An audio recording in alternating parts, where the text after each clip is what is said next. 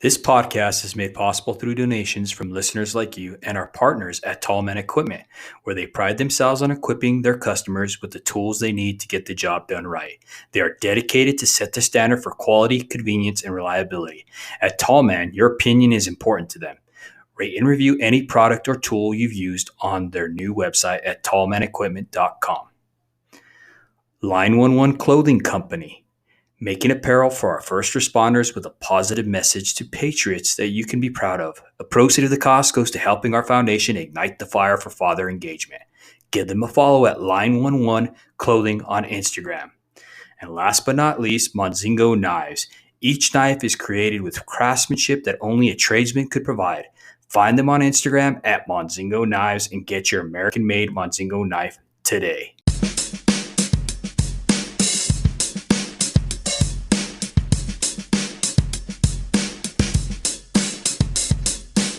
Welcome to the Show Up Dad podcast. This podcast is created for hardworking fathers. At the Show Up Dad, we recognize that fathers providing for the children is certainly important. But when men truly understand their unique role and gain the knowledge and skills to be great fathers, they can transform and impact future generations. Our special guests today are father and daughter tandem, Rice and Courtney Bejgrowicz. Gene is a leading executive recruiter, co-founder, and chairman of Rice Cohen International. He's a keynote speaker and an executive coach. Rice was recognized by Recruiter.com as one of the 100 most influential people in the history of recruiting and has helped thousands of people capture their dream jobs. He is also co-founder of the Plant a Seed Inspire a Dream Foundation, which helps children pursue their passions. Courtney is a high school English teacher who uses her passion for literature and a desire to inspire others to inform her work. She enjoys mentoring teachers and helping her students find their inner voices. Welcome to our show, guys. David, thank you for inviting us. Thanks so much for having us. And before we get started, David, I want to just share with you, I've had an opportunity to listen to a couple of your podcasts, and I think you are really doing great things, and you are sending messages that are right on. So congratulations, my friend. Oh, thank you. Thank you. I appreciate that. Well, that's what we're trying to do here. We're just trying to spread the message, just spread that good word that fathers are more than just a paycheck. Yeah, absolutely. Well, without further ado, I want to just say that you guys wrote this amazing book, okay, that I recently started reading, okay? Grad to Grownups, 68 tips to excel in your personal and professional life. So I want to ask you guys, what inspired you to write this book? You know, David, one thing and one thing only, to help people, right? The whole purpose of the book is to give back and to help people. And I've made so many mistakes in my life that I've learned from that I think are worth passing along. And I want to help people maybe avoid some of the potholes in the road of life. The purpose of the book is to help everyone, but especially young adults, create a professional and personal life that they can be proud of. Mm-hmm, mm-hmm. And how has that inspired your daughter as well, with this book and stuff? How has it inspired her, Courtney? So for me, when my dad set out on this project, I was more of the cheerleader. And my dad is a speaker. He is so good at verbalizing his messages. He's been all over the country. He spoke about his profession. He trains people, but he's not necessarily a writer. And so as an English teacher, I love to write. And this was a pandemic, almost just a pandemic passion for us. We had extra time on our hands and we said, let's do this together. I'll help you put all your ideas on paper. And as we started to write it, as we got our literary agent, as we got our publisher, we realized that there were two voices here. And so what I was inspired by is that my dad has all of this wisdom that he's given me throughout my life that we're now sharing with other people. And I can come and talk about how it's affected me, as well as, in someone in a different generation, in a different career field, how it might translate to those people as well. And so we just became this duo naturally. There's two voices in the book now. And I think I was inspired by my dad's passion, and then it really became my own passion. And David, one thing I'll add, and probably one of the best things that came out of this project working with Courtney, Courtney has this unbelievable passion to be in the classroom and to influence high school students. She loves it. However, for the last 8 years before this year, she was in a very toxic school system where there was 6 to 8 openings in her English department constantly. She was the most tenured person. People were leaving. It was a revolving door.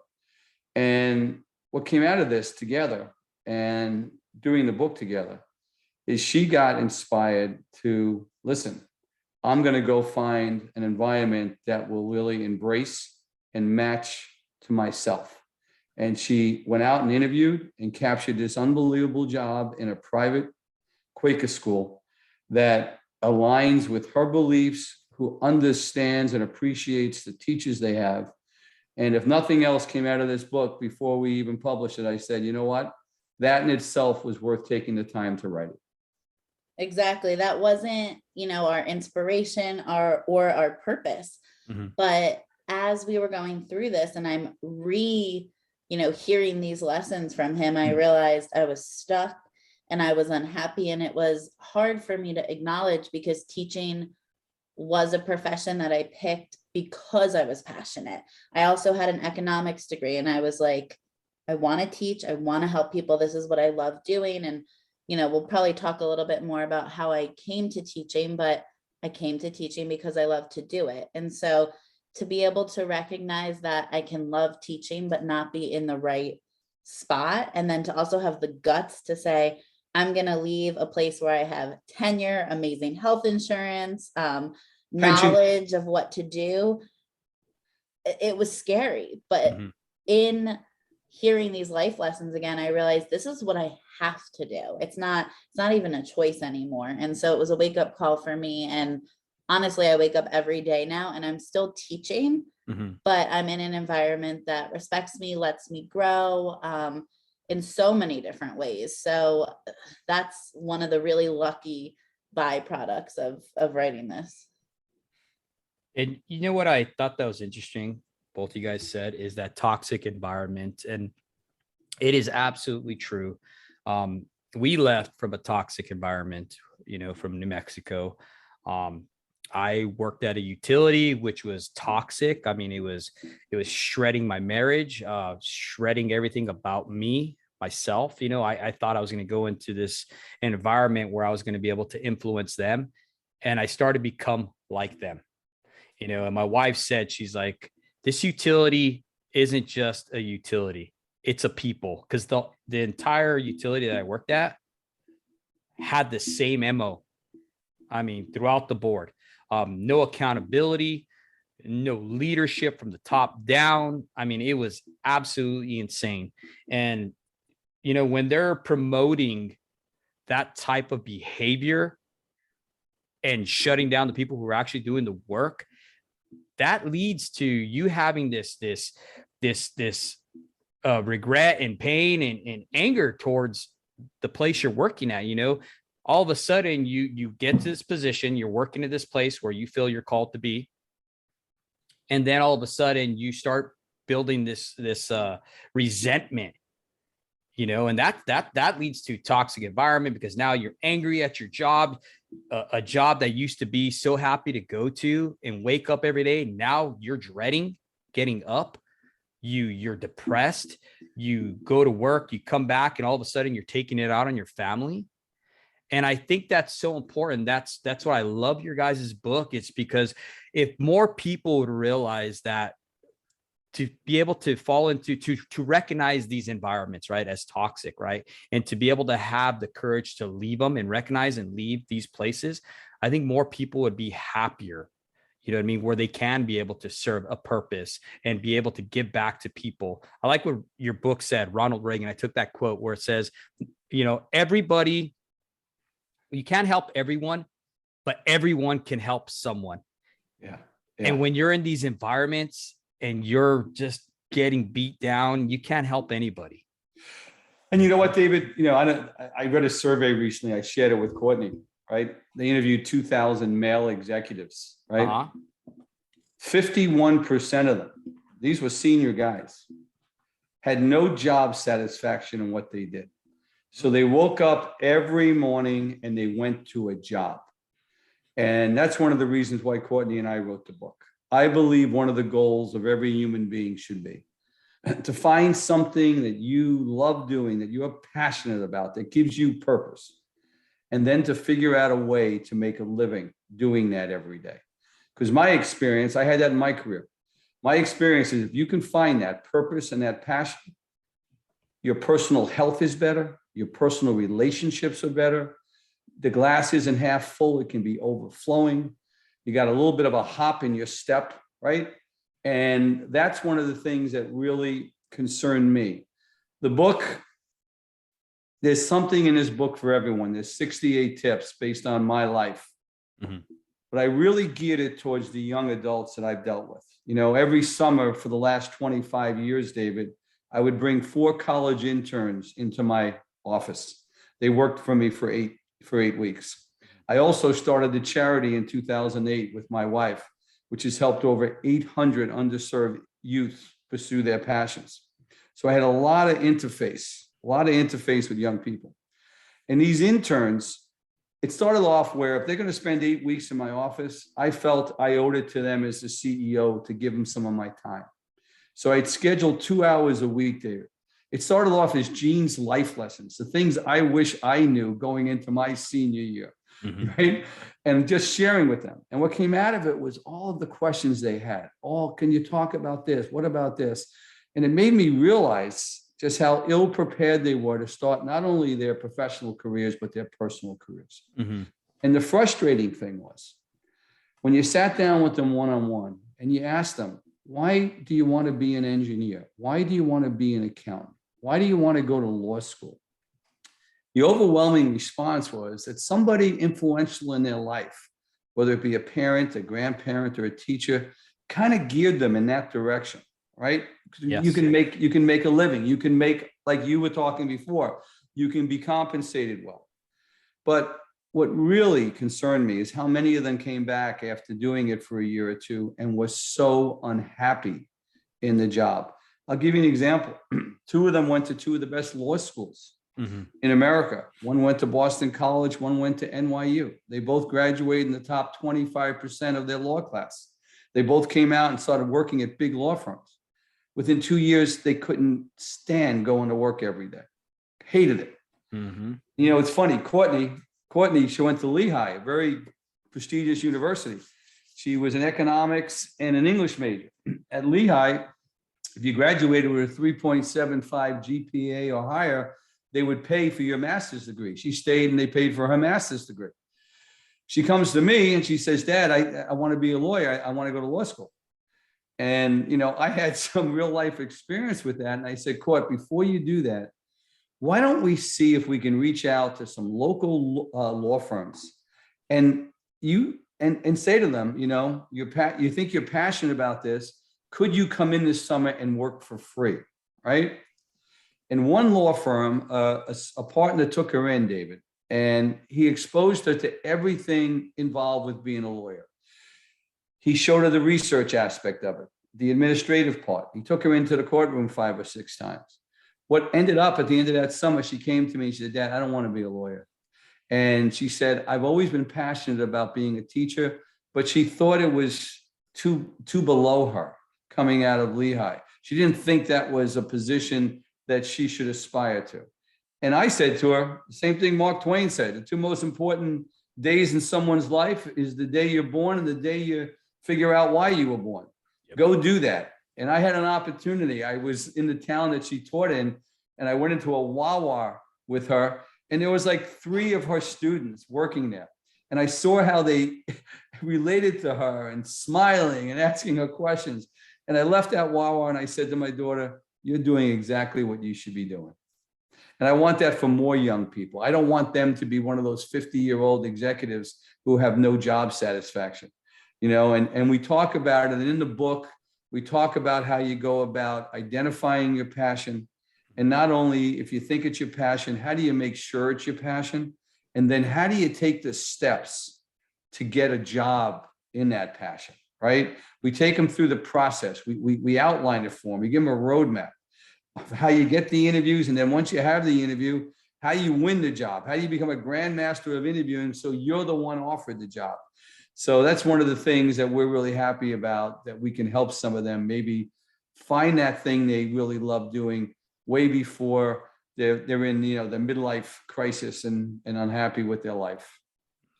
And just to piggyback there, I think that we all have voices that drive what we do. And, Yes. you know, people talk about following your instincts, listening to your gut. We have internal and external voices that are really loud.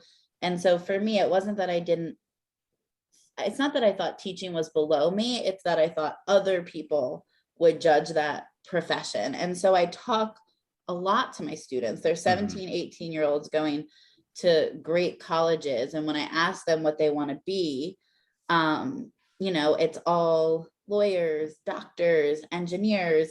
And when I ask them if they've ever done it, the answer is always no. And so being able to do different internships where not only did I get to see all parts of what goes on in the workplace, but I got to sit with people at lunch and hear the complaints they make. Are they happy? Are they not happy? That taught me so much. But I think the bigger thing is that we all know in our gut whether a place is right or not for us. And so I knew that where I was teaching for almost a decade was not the right place and I wasn't happy. But we have this other voice that I think, especially if there's dads listening to this, you know, my husband and I are, you know, financial security is important and it's scary. And so you think, if I'm somewhere where I'm making a paycheck and I'm not going to lose my job and I have tenure, how could I leave? How could I leave this place? And so it's almost like those voices are yelling at each other. And what was helpful for me with this book, there's 5 sections. So the first section is life advice. The second section and the third section are really amazing, proven steps for how to basically approach the job search. The second section is your job search, and the third is your career. And that comes from my dad's 30 years in recruiting. And so the fourth section is personal finance, and the fifth is health and relationships. But those 2 sections, career, job search, and career, as we were writing them and I'm revisiting them, I realized that the financial insecurity, the things I was scared of, didn't have to be fears, because there really is a blueprint for how to change where you're at and to feel confident doing that. And so as we revisited this, how do you interview? How do you get yourself more interviews? How do you make sure that you're negotiating your offer and getting the most that you can get? And how do you make yourself the best candidate? It gave me some control back to be able to, like, the voices that were the fear voices, just to kind of put down and go with my gut. And so this book is amazing for that, because if your gut is telling you you're unhappy, there are black and white steps to get you to that next place that you want to be. And you don't have to be as scared. Yeah, you know, and David, like, my interns kept, you know, asking me, can you put this in a book? Can you put this in a book? And I started doing research, you know, and, you know, it's scary. You know, 37% of adult children still live at home with their parents. 34% of the US population, if they were out of work for 90 days, would be on the poverty line, right? We have divorce rates at 50%. You know, our health system is messed up, right? There's all these, there's $1.6 trillion, not billion, $1 trillion in college loan debt.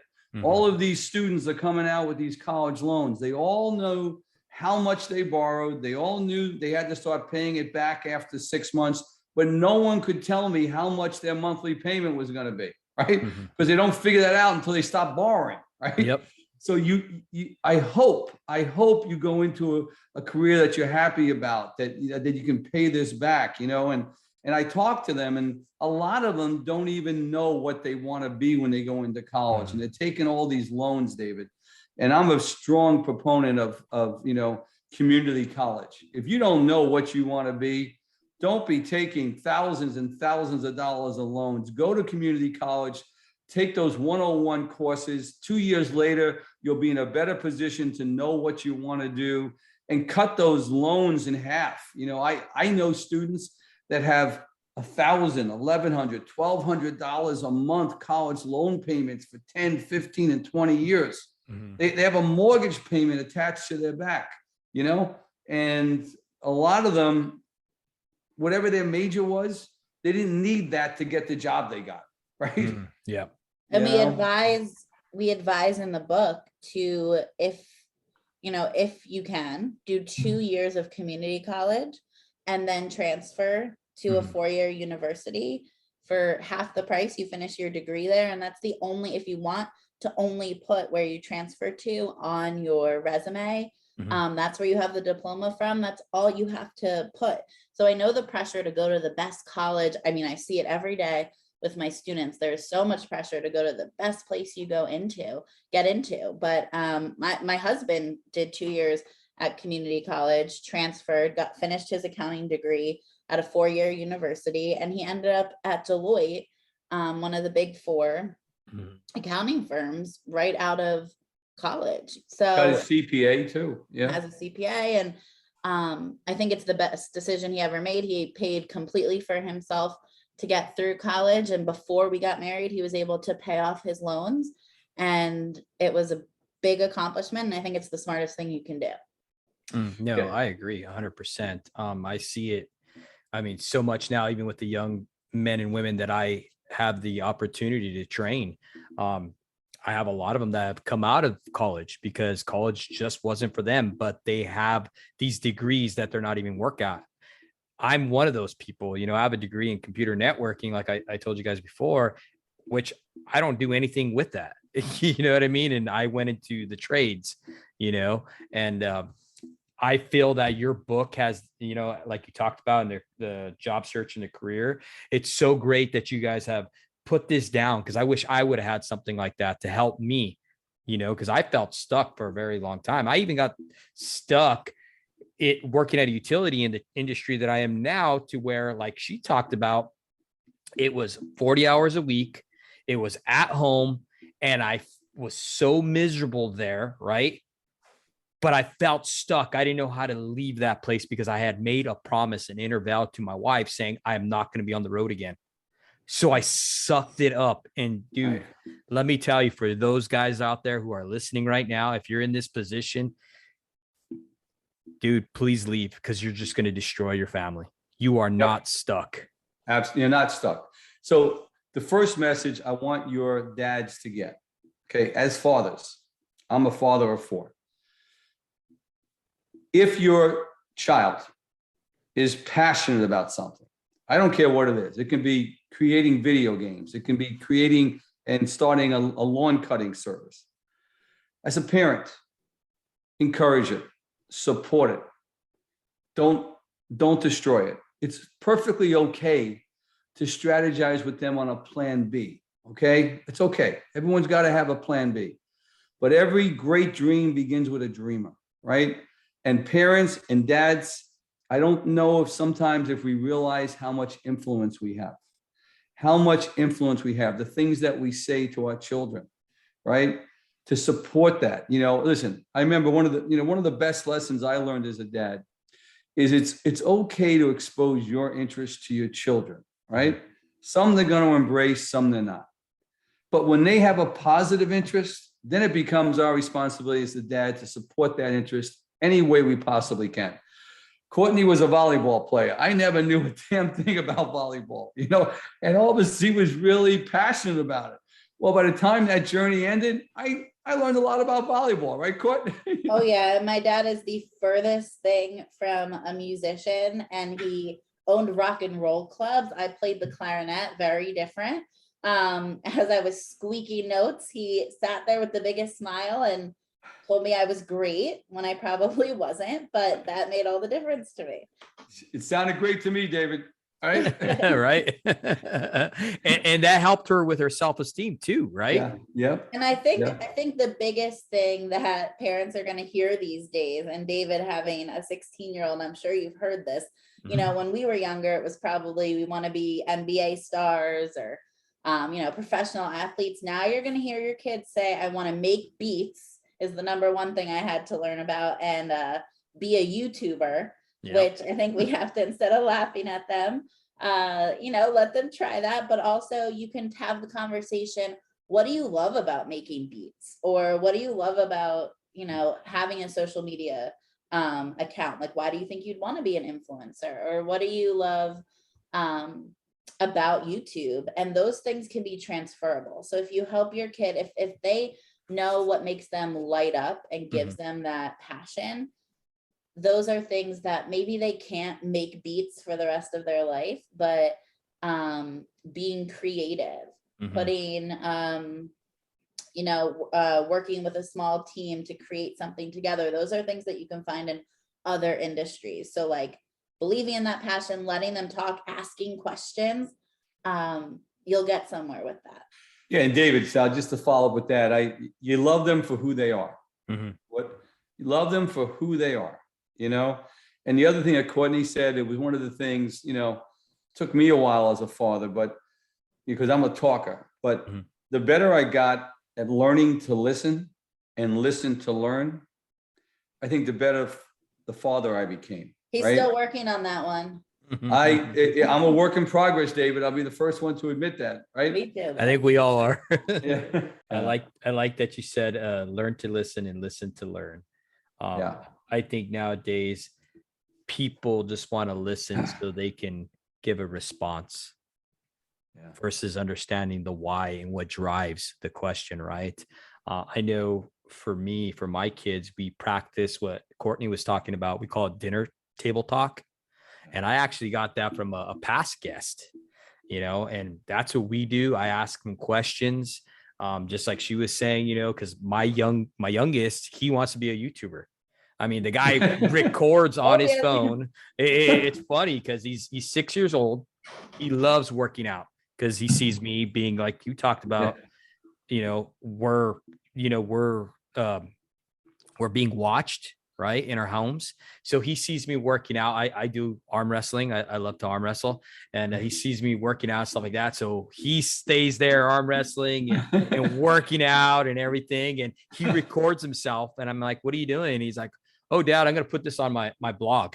I'm like, you got a blog? You know what I mean? And it's cute. You know what I mean? And it's awesome. And that's something that he's interested in. He's definitely, I think that as parents, it's up to us to realize our children's gifts. Right. And then from there, we have to help them develop those gifts. Absolutely. And it's their gifts, not your gifts. Yes. Meaning you can expose them to your gifts. And if they embrace them, great. But if they don't, that's okay. My oldest grandson, he's 9 years old. My son, I would always, wherever we went, Dave, we were throwing a ball, having a catch. Me and Courtney would be having a catch.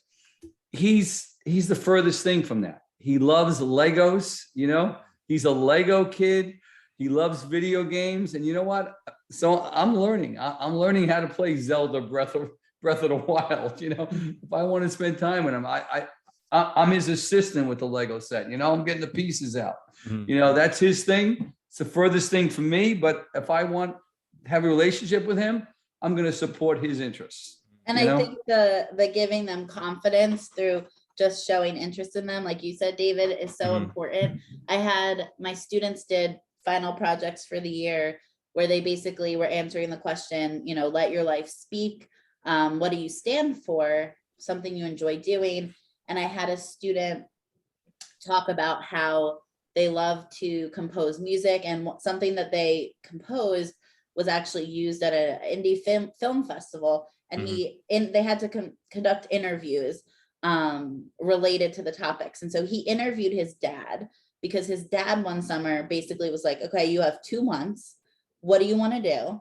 And gave him like a list of options. He wanted to try this music composition course.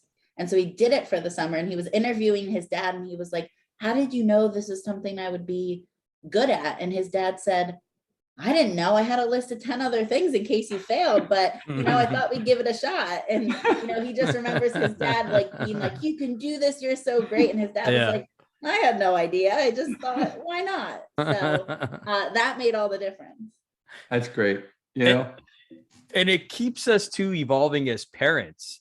You know what I mean? Like you said about the Legos, and then even with the video games and stuff like that. You know, I recently had to learn about TikTok because if my daughter wanted TikTok, I'd rather her have it in my home where there's a little bit of control over what she's watching than me telling her no, right? And then her going watching stuff that I don't want her watching at her friend's house. Okay. So I had to be involved and be hip to the TikTok and all this, the stuff that's not good for them to be watching or not age appropriate, stuff like that, you know, and it keeps us evolving as parents as well. you know, and I'll tell you something, Dave. See, I'm a little concerned about where we go from here. You know, the other night I'm in a restaurant with my wife, and a young couple comes in with two young children. They were probably 10 and 8.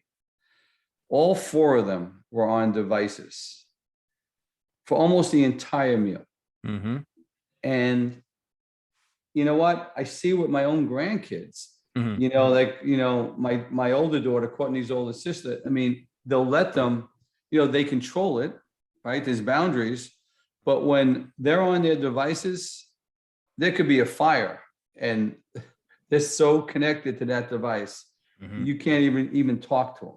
So I don't know where we go with that. I just hope that parents protect your mealtime together, that family time, and you have to lead by example. You can't have your cell phone out if you expect your kids to be connected with you. Those times you are together, I think you have to cherish them. I think you have to set some house rules up, and they all got to agree on them, and protect those times together, you know, and make it family time. Because I'm worried about the future. Watching that young family the other night, I was like, you know, I wish I knew them to have a talk with the dad, but I didn't. You know, who that would have been obnoxious. Yeah. I mean, so we can't fight the technology. We have to embrace it in some ways. I do see how it is really impacting the learning environment. My students would rather cut off their limb instead of give me their cell phones. And I mean that very literally, but I try to explain to them the science behind it, show them all the data. Like there was one study done where they tested people's cognitive functioning with the cell phone in front of them on the table. They had a group where the cell phone was in their pocket, turned off, and then they had the cell phone in another room.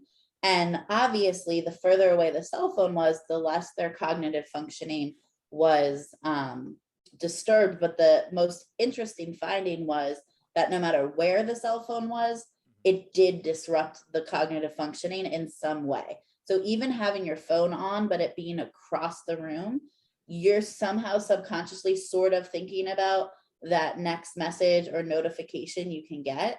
So it's impacting what we do all the time. And I find with at least older kids, if we explain how it's impacting them, it makes somewhat of a difference. And when you get to the workspace, it becomes a huge issue. I remember, Jean, right at your company, you have a huge problem with interns, their phones, and being able to put it away. It's a professionalism thing that I think as Gen Z gets older, they're not able to overcome.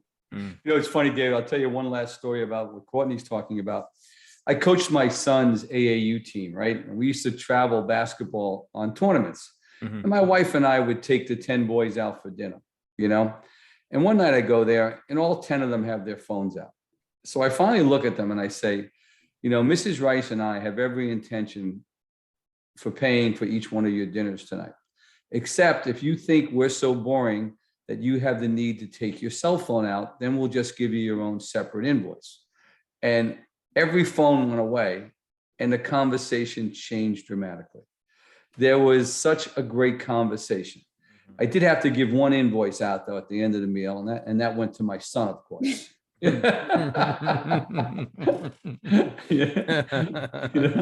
Oh man. All about time and place.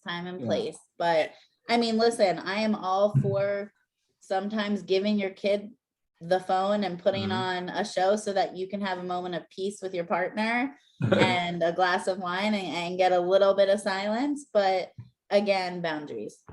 No, and I like that you guys kept saying boundaries. I had a past guest, Dr. Stephen Poulter, come on here, and he talked about as parents, we need to be constant. Okay. Here in Southern California, we'll have our mountains. You know, we got Mount San Antonio or Big Bear, you can see in the distance, and it'll be snow capped, right? Now, that snow will come and go just as the seasons change, right? The thing that never changes is that mountain. It's constant. And that's how we got to be as parents. We got to be constant. We got to have our boundaries. We can't set up boundaries and then all of a sudden a week later, because we get lazy or get laxed, and then all of a sudden just let them go rampant again. We got to be constant. They're looking at us as that moral compass. They need those boundaries for us to say, hey, look, during this time, if you have your homework done, if you have your chores done, you're allowed, because it's a privilege. It's not a right. I think a lot of times these kids think that a phone is a right. And that's why they get angry when we take it away. I had the same issues with my daughter. Yeah. You know, Yeah. we got to let them know that that's a privilege. They don't have to have a phone, but we're allowing them to have a phone. Right. You know? And I think that's where it's crossed. And I think if we make that distinction with them and we allow them to have that why, because I'm a firm believer now as a parent, as an instructor, we got to tell them why. Yes. This whole thing of telling them because I said so doesn't fly anymore. Right. You know, I agree. And I'm a millennial, Mhm. and my dad's a totally different generation, you know, just a few years older. But we grew up, I didn't have technology until I was probably in high school. Mhm. Our kids are growing up differently. We, like you said, we have to keep up with what is changing. And I think part of that is also figuring out how to use the technology to our advantage. So I like to teach my students, hey, have you heard of this app that will actually freeze your phone for you for 30 minutes? Like, what are you having trouble with when you're focusing? Okay, like you keep getting notifications. Yeah, that's really hard. Let's problem solve. Hey, have you heard of this app? Have you heard of this extension? It's gonna stop all the notifications. And so I think those are conversations that we need to first learn how to do that ourselves and learn what the apps are, but then have those lessons with our kids. Can you share that app? Do you know? Yes, I have to. It's there's an extension. I have to message it to you because I don't know it off the top of my head. I'll put it in the notes, because I think Yeah. that'd be, you know, pretty helpful for I just had a to lot use of our this with a listeners. student who has very bad ADHD and was about to fail this semester. And I was like, give me your computer. We are putting this on. And he embraced it. That's good that he did, you know? Yeah. You know, David, one thing also, and in mentoring a lot of young fathers, right? Mhm. The first chapter in the book, Grad to Grownup, is know your foundation, right? What do you stand for? What are you willing to fight for? Yep. What are the values that are really important to you, right? I know when my wife and I got married, you know, that was one of the conversations we always had. You know, our values were very, very aligned. You know, family, right? Giving back, work ethic, continuous learning. And I think with young fathers, it's important that they get their arms around what's their foundation? What are the things they're willing to fight for?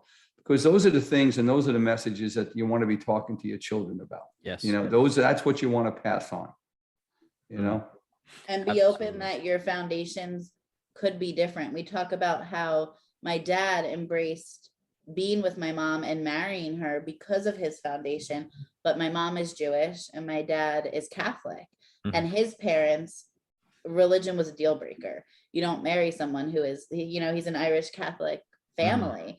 And but his foundation wasn't, religion is important to my dad, I will tell you that. He still goes to church on Sundays and he took us to church on Sundays, but that wasn't one of his core foundational values. It was family, and my mom and him aligned in that way. And so, and I have, you know, some different values than him. So I think having a foundation is one thing, but then being open that your children might have different ones. I like that. Now, you guys talk about in your book that there's 5 major sections in life, right? And how you came up with them, right? One of the ones that really stood out to me is one's personal life is the most important to develop. And your goal is to help the readers to examine their own lives so they can grow. Can you elaborate a little bit more about this and why you feel this is so important? Yeah. You know, it's funny, David, when the agent was shopping the book, because my executive search background, every publisher wanted me to write the entire book on career and job search. And I said, I won't do that. I said, because I know for a fact, you can have real professional success without personal success. Yes. I've had the opportunity to place over 1,000 executives in jobs. I've placed over 200 CEOs. I can tell you right now, the ones that bring the most value to their boards, to their shareholders, to their staff, are the ones that not only have professional success, but they have personal success. They have purpose in their lives, right? And I've seen many of them who are so professionally focused, and it affected the other side of it. And eventually they crumble, and it affects their own careers. They're away, their families, they get divorced, you know what I mean? And they could still be very successful, but they're unhappy. So I know for a fact, and I believe this, I would not have had my professional success if I didn't have the personal success. My greatest accomplishment in my life is not the business and the great wealth that I've accumulated. It's my 38-year marriage and my children and my grandchildren, you know? And I'm, as much as I make fun of my dad, I also talk so much in the book about how he is really one of the best people in the entire world. And it's not just because of my dad. He is someone who's always trying to get better and be better, evolve, and help people. He's one of those people that when he walks into a room, it just lights up. People are attracted to him. He's magnetic. And this was a really fun section to write because job search and career, those could roll off his tongue so quickly. We wrote those chapters so quickly because they're clear blueprints, they work, he knows them. And in life, he has all this advice, but there were things as his daughter that I could say, Dad, no, this is what's special about you too. We need a chapter on that. So he didn't come to me, one of the chapters is never underestimate the power of humor. And I said, Dad, you are one of the funniest people I know. It brings rooms together. You have to tell the story X. There's one story in the book. I won't give it away now. But I was like, it's the funniest thing ever. And you made the whole room come together. Like, this needs to be in the life section. This is what is magical about you. And so it was fun for me as his daughter to be like, tell this story. You always ask and amazing things happen. There's a chapter called There's No Harm in Asking, because just by asking, my dad has made incredible things happen for us. So this life section was something where I was just like, you are an incredible person and we need to throw that in here as well. Do you understand why I love it so much, David? Yeah, absolutely. Proud daddy right there, man. I can see why. Let me tell you some things that have happened. That the book's been out for 6 weeks now, Grad to Grownup. And I've gotten a few emails that just make me realize this is why we wrote it. I had a young man a couple of weeks ago he was working in New York City, and he had just put a 14-hour day in. And he sends me an email. He says, after working 14 hours, I stopped to have a bite to eat by myself at this restaurant by my house. And he goes, I had just finished your book. And as I'm finishing my meal, I look up and there's this old gentleman at the bar. And there's a chapter in the book, which is talk to the oldest person in the room and the value you can get out of that. And I think a lot of young adults would, but they don't know the questions to ask. So we give them the questions to ask. So he said, I just finished your book and that chapter, and I saw this old man drinking by himself. So I said, I'm going to give it a shot. So I sat down next to him and I started asking some of the questions you had given me in the book. And I'm sending you this email because I want you to know 2.5 hours later, I left that restaurant. It was one of the best nights of my life. He goes, I laughed and I enjoyed myself so much and I made a new friend. And the gentleman he sat next to, I guess, was a retired senior writer from the Johnny Carson show. And he had all these amazing stories for this young man. So that's the stuff that's making Courtney and I so proud. Like there's 68 tips, but if everyone can walk away with 2 or 3 things that helped them, then all the time we put into writing the book was worthwhile. No, I can't agree more. one of the things I think is so amazing about you, Gene and Courtney, is that Gene, for one, I've always tried to surround myself with the older generation. Okay. I see that there's tremendous value. You know, even at work right now, I hang around with an older gentleman who I have the most respect for. And he's been around the block. He's an old lineman, full of wisdom. Okay. And I've always tried to hang around with those guys. Even with my grandpa, I used to love hanging around and hearing those old stories. You know what I mean? How it used to be with the carriages and the wagons and stuff like that. And, you know, I think there's a lot to be said about that. You know, you have a different point of view and these solid foundations that you've seen and grown up with that our new generation is losing. You know, I call it the basics. Yeah. And it's good that you're being able to put that on paper, to be able to share that knowledge out there and have your daughter break it down to layman's terms, I guess, so this next generation can understand it, because there's a lot of truth and a lot of value to what you're saying. I get it because I was in that group where you had the old and the new coming up, you know what I mean? So I have the tendency to kind of go with the old values, you know, that are being lost. And I see that now with the generation that I work with. You know, I could sit there and talk about transformation theory. I could talk about Farrah resonance and all this cool stuff that has to be trained and has to be taught, right? But majority of the time when I'm talking to these young fathers, because there's a lot of young fathers right now in the trade, their questions are, man, I'm failing in this. I'm doing this. How can I be better? How can I be more present? And those are things that need to be talked about. Yeah, this other stuff, this information that we're training these kids for, but we also have this other value to it, like you guys did with your career steps and your personal finance and all these different things. You know what I mean? You have to all tie it together. And I agree with you, because you said professional sex, you cannot have professional success without personal success. And being able to get those values from you and being able to put them on paper, you know what I mean? You're going to be a complete person. And I think that's what people need today. You need to be a complete person. Absolutely. Because what good is it if you gain the whole world and you lose your family? I'm telling you, David, I've placed executives. These aren't six-figure gentlemen or women. They're seven figures. And you would look at them and you would think from a financial point of view, they're extremely successful, but their personal lives are a total mess. Yep. And they're not happy. I don't care how successful they are in business, they're not happy. And I want your audience to realize, you know, I've done this for a living. Without both sides coming together, it doesn't come together, you know. And you talk about the younger generation. How I learned to deal with them is give them very specifics. I'll give you an example. One of the college interns called me and he got a job and he asked me, he goes, you know, they offer this 401k plan. I don't know if I should invest in it, you know. And I'm like, wait, time out.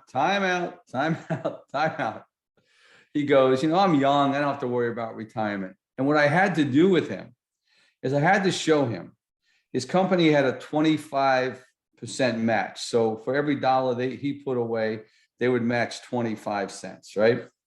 And I showed him a formula, where to invest it, just leave it alone, put it in the S&P Index 500, don't worry about it.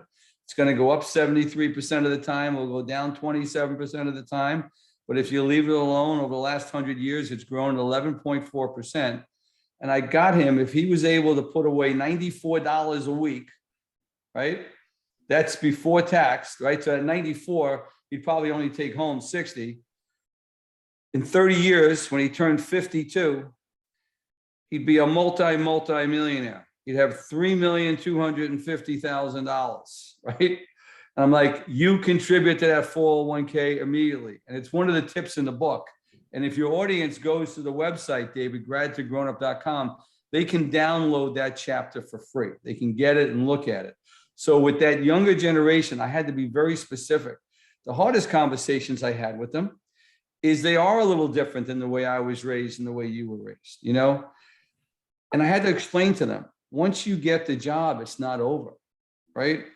There's no elevator to success. You got to take the stairs. And what does that mean? You got to show up and you got to be ready to work. Let's say you're hired into a big company. Well, you're going to be hired with probably another 19 college graduates, right? Now, out of that 20 college graduates, 2 of you are going to emerge 5-10 years down the road. You're going to be the future leaders of this company. Now, what's different about those 2 from the other 18? They show up, they put the work ethic in, they build relationships within the firm, they establish mentorships within the firm, they're collaborative, they're a good teammate, right? And I have to spend time explaining that to them, right? Because some of them coming out of the best universities think, okay, I just have to show up. You don't have to show up. Yes, you have to show up, but you have to show up in a certain way, And it's not like a us versus them, like, oh, this younger generation. I think this younger generation is amazing in so many ways. That's why I do what I do. Like, just the way that they view life, the way that they're, involved in social justice, the way they approach things. They have so much to offer. And I also think that, because you've mentioned, money can't be the motivating factor. We have tips in here to help with that. But our 5th section goes with the 1st section. The 5th section is health and relationships. And I think a lot of men and dads especially will get a lot from that section, because we had to get really vulnerable. And, my dad talks about things that probably a lot of young fathers are going through, and talks about how, he thought therapy was for crazy people, and what happened when he finally needed to go. And the therapist, he was going to couples therapy. That's how he got into it. My mom kind of forced him there. And the therapist said, Gene, this is a you issue, not a marriage issue. Let's work through this. But I think there's advice about, especially as a man, ways that you have to kind of connect and break your walls down to work through some of the problems to find purpose. Yeah. And David, I'll tell you, in that 5th section is one of the tips. And for you and for fathers, this is something that maybe I would like to share. There's a chapter on leave your baggage behind, right? And what does that mean? And this was really tough for me to write. But we are all raised differently, right? We bring into relationships a lot of things, and not everything we bring in is good. There's baggage. We all have baggage.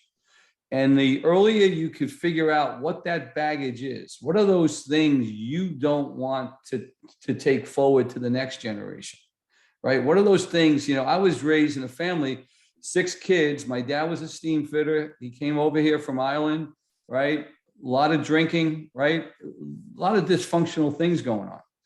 Well, first you have to identify as a young man and a father, what is that baggage that you want to leave behind? You don't want to pass on to your children, right? And the earlier you can do that, I didn't get my arms around that until a little later, right? But I wish I had gotten my arms around some of that baggage a little bit earlier. I might have gotten there a little faster.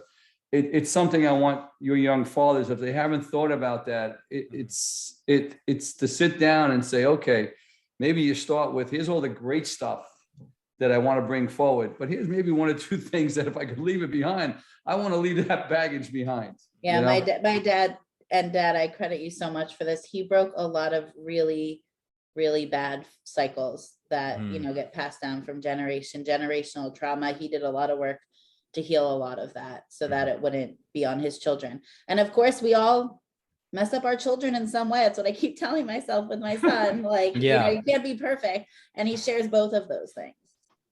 The goal, though, is to recognize that baggage like your father did and to make those corrections. I think, being able to tell your children, hey, man, I messed up. I think that's one of the greatest things as parents we can possibly do. It does 2 things. It shows them that we're vulnerable and that, hey, it's okay when you make mistakes to own up to them. And number 2, it shows them that you care. You know what I mean? That you actually truly care because you're sorry, you're showing empathy, and you want to make that change for them. You know what I mean? And I think if more fathers were able to do that, I mean, let's look at it this way. Men, we were taught to lie. since we were boys. Lie about our feelings, lie about this. So then we get to a certain age when we actually become men, we lie, right?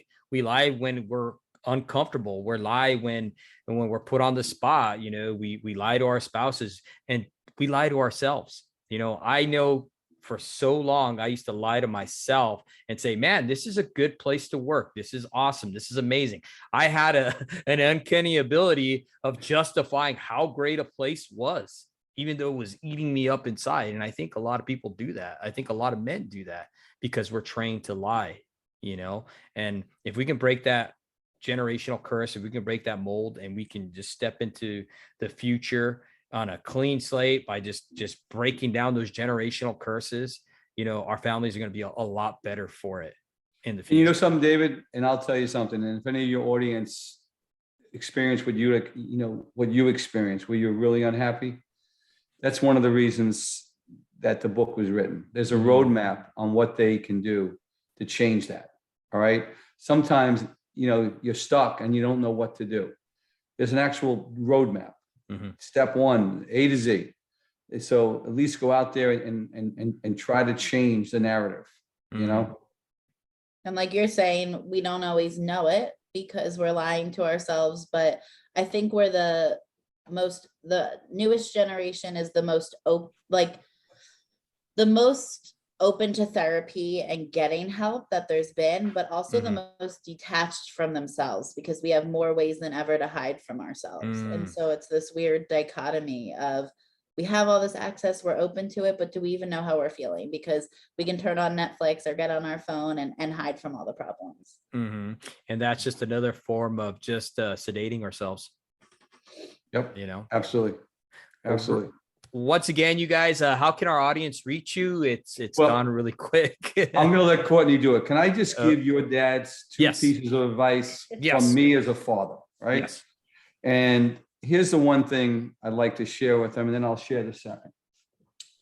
One of the things that made me, I think, a better father, and I told you earlier, I had 4 children, but my 3 girls were the 3 oldest. They were all teenagers at the same time. So it was really stressful. And I will tell you, David, I made myself a promise after a situation that happened with one of my daughters where I lost my cool. And she was totally wrong, right? Totally wrong.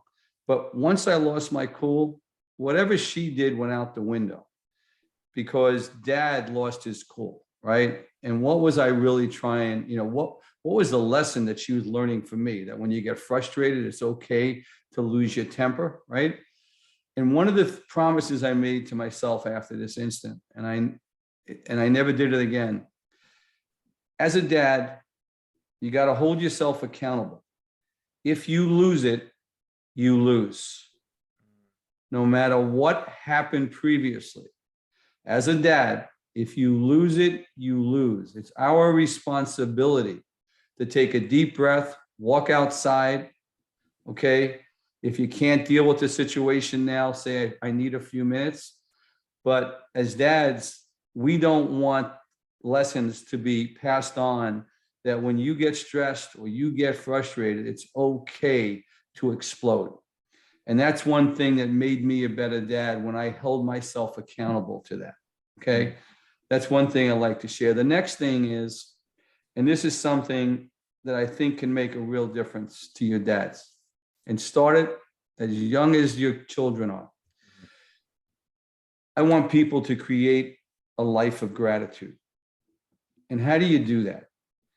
Well, if you got a young dad putting your 4-year-old or 5-year-old down to bed tonight, besides reading, saying prayers and reading them a book, when they put their head down on that pillow, encourage them to recall 3 things that happened that day that they're grateful for. And it could be as easy as the sun came out. I really like what mom made for dinner tonight, right? I'm grateful for the catch we had, right? But if they can go to bed every night, recalling 3 things they're grateful for, you're going to be surprised. It's going to come 3, 4, 5 weeks down the road. They're going to recall 4 or 5 things that day that they're grateful for. They're going to wake up in the morning and they'll start looking at life a little differently. They'll look at life where the glass is half full, it's not half empty. And we've all have friends that look at the glass half full and half empty. How much more enjoyable is it to be with friends that look at the glass half full? Every now and then you have a friend where the glass is overflowing. You know, we have a chapter in the book, are you a Tigger or an Eeyore, right? Mm-hmm. And so I just think dads can play a really key role in establishing and creating that life of gratitude with their children. And So that's the next thing I wanted to pass. I really like that, because that's what I'm trying to teach my younger boys now, is being, grateful for things. And man, that helped me out tremendously. I just want to let you know that. And I'm gonna start implementing that too as well, because like you said, I'll put them to bed, I'll say the prayer. One of the other things I do as a father is I give them a blessing. Every night I bless my children, and I'm going to start implementing that too. The 3 things that they can be grateful for, because living a life of gratitude is of the utmost importance. A lot If all you change is your attitude, you can change everything. Absolutely. Well, once again, guys, thank you so much for coming on here. If you want to share real quick how they can reach you and get your book. Absolutely. So you can get our book at any retailer that sells books. We're at Amazon, Walmart, Target, Grad to Grownup. Also gradtogrownup.com, GradToGrownup.com. You can follow us on Instagram, Grad to Grownup Book, or Facebook as well, and LinkedIn. Awesome. You guys are amazing. Thank you once again for coming on here. Thank you to our listeners. And I know they're going to get tremendous value from this. Thank you. You guys have a great one. Bye-bye. David, if I can do anything for you, just let me know. Okay. Absolutely. Thank you very much. Best to you and your family. All right. You too. Thank you. God bless. Take care. Thanks, David.